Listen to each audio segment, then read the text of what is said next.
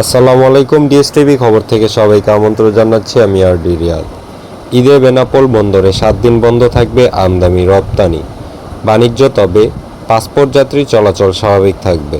বেনাপোল প্রতিনিধি। পবিত্র ঈদুল আজহা উপলক্ষে টানা 7 দিন বন্ধ থাকবে দেশের সর্ববৃহৎ বেনাপোল স্থলবন্দরের আমদানি রপ্তানি বাণিজ্য সহ বন্দরের কার্যক্রম।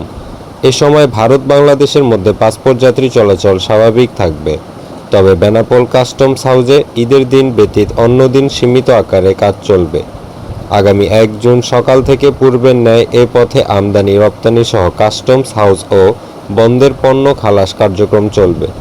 বেনাপোল বন্দরের পরিচালক ট্রাফিক মোহাম্মদ শামীম হোসেন জানালো, ঈদুল আজহা উপলক্ষে আজ 25 মে সকাল থেকে 31 মে পর্যন্ত টানা 7 দিন এ বন্দরে আমদানি রপ্তানি কার্যক্রম সহ কাস্টমস ও বন্দরের কার্যক্রম বন্ধ থাকবে। আগামী 1 জুন সকাল থেকে ভারত বাংলাদেশের মধ্যে আমদানি রপ্তানি বাণিজ্য সহ কাস্টমস ও বন্দরের কার্যক্রম সচল হবে।